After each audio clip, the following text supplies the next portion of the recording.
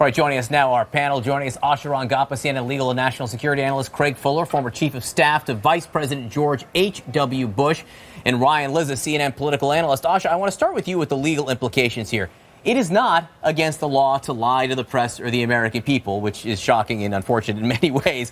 However, if the president was as involved as the Washington Post reports in dictating this message, this answer that was quite misleading about the nature of the meeting, what could it expose him to and those around him? So, John, we need to get away from looking at each isolated event and seeing whether or not that it's legal, when a prosecutor is building a case, they're going to look at everything in the totality. And so what this shows is a level of direct involvement and actually directing the way that this is being put out and in an attempt to conceal. So if we go back all the way to Comey's firing, his desire for this Russia investigation to go away, we start to wonder what are the motives for that. And now there's a personal investment in covering this up. So this is just adding to evidence that Mueller can connect and collect and connect. And it will expose everyone who was around him on that day when that message was being created, for them to explain and give their accounting of events. And I think it's going to start putting people in a position of having to decide whether they're going to be loyal to the president or whether they're going to tell the truth. And people are going to get tripped up in that process. So I think it's not just exposing the president to potential liability, it's exposing everyone around him to it. This has been going on for a long time, and I think it's going to get even more complicated as this story continues. Craig, as someone who was a chief of staff, albeit to a vice president, still you get the role and you get the inner workings of the White House. How bizarre is it, the extent to which, according to the Washington Post reporting this morning, the president was involved in drafting this initial statement on behalf of his son? I mean, pull asides at the G20, then dictating it on Air Force One, despite the repeated sort of pleas of those around him to be more transparent. So I think, Poppy, from the beginning, this White House has done a very poor job managing this story. And this is just one episode. It's perhaps more interesting because of the specifics that are now becoming known. But honestly, shaping a statement, trying to shape this story is probably not that unusual. The notion that it was somehow dictated is a little different. And the big question in my mind is, what did the president actually know when he was dictating the statement? Was he just trying to put a good spin on something? Did he actually know what the facts were?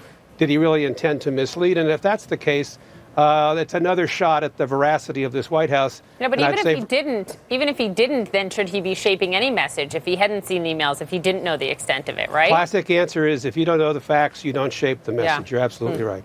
Ryan Lizza, lay the political groundwork here. How big of a deal is this coming right now, as it does in this moment of, turmoil inside the West Wing? I mean, it seems pretty significant. I mean, what the Washington Post reports is that the president personally overruled other administration officials who wanted to put out a more fulsome account of this meeting.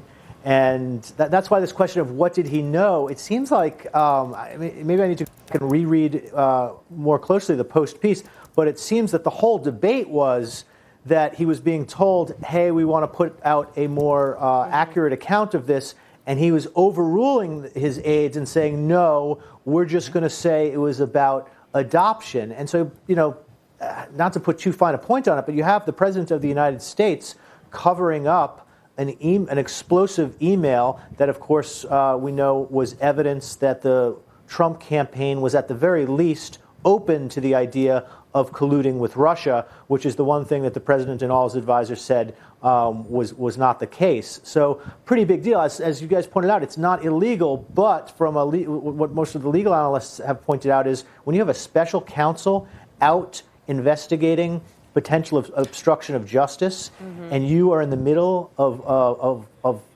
what arguably is this cover-up of this meeting, that seems pretty dicey for the president, and it opens up all the people who are on that plane and involved with this, at the very least, getting a call from Bob Mueller to get to the bottom of what was happening.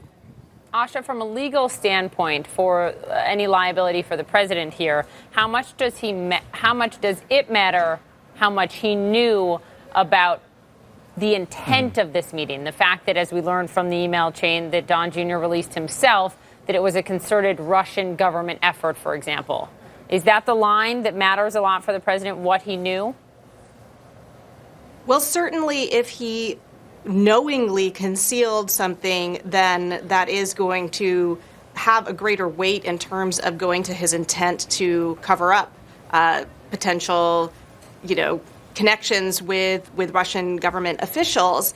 But I think, as it was already mentioned, even if he didn't know, I think that there's a question that's raised of why he would get directly involved to even shape this message. Now, it's possible that he just simply he's thinking politically and does not grasp the kind of criminal liability that he may be putting himself and his staff out to. And maybe he's not worried about it because in many ways, as the president, he enjoys many privileges and immunities that make it very difficult for any kind of criminal charge to be brought against him. But that is not true for the people around him. And he's making it more difficult for his lawyers, for his family's lawyers, and for his staff. And so I think no matter how you slice it, this is not good.